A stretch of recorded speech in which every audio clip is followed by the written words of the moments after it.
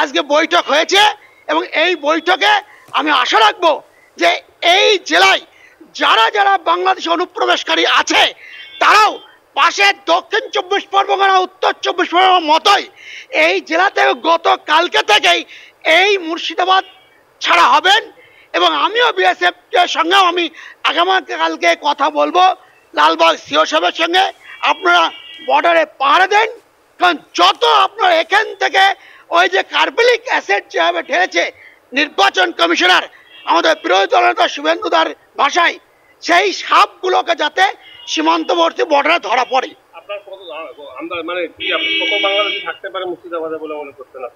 আমার দৃঢ় বিশ্বাস, আমি যেভাবে আমি সাংগঠনিক তথ্য হিসাবে আমাদের মন্ডল সভাপতির কাছ থেকে কালেক্ট করেছি, আমি বিধানসভা ওয়াইজ আপনাদেরকে আমি এর আগেও তথ্য দিয়েছিলাম, প্রায় 2,68,000 মতো এই জেলায় অনুপ্রবেশকারী আছে।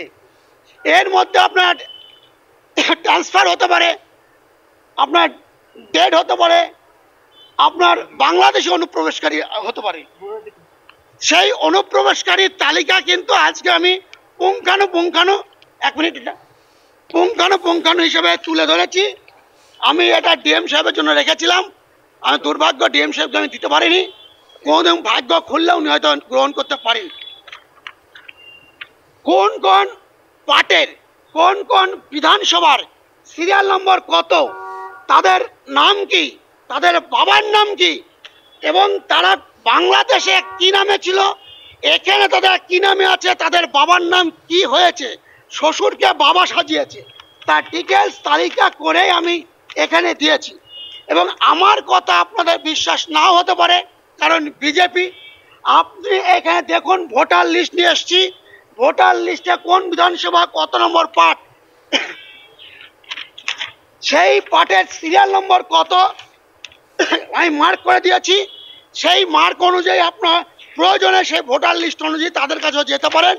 আমি অনুরোধ করব তাদের আধার কার্ড চেক করুন এবং দেখবেন তার বইয়ের আধার কার্ডে যা বাবার নাম, তার স্বামীর আধার কার্ডেও তার বাবার নাম এক। ভোটার লিস্ট আপনাকে একটা দেখাচ্ছি, এখানে একটা ভোটার লিস্ট আছে 1025, তার বাবার নামও যা, 281 পার্ট তার বউ, অর্থাৎ বইয়ের বাবার নামও তাই একই।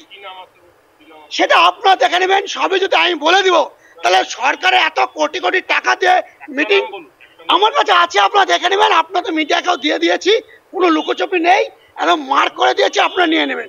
এই পড়তে গেলে গোটা রাত্রি পার হয়ে যাবে, তাও আপনারা শেষ করতে পারবেন না।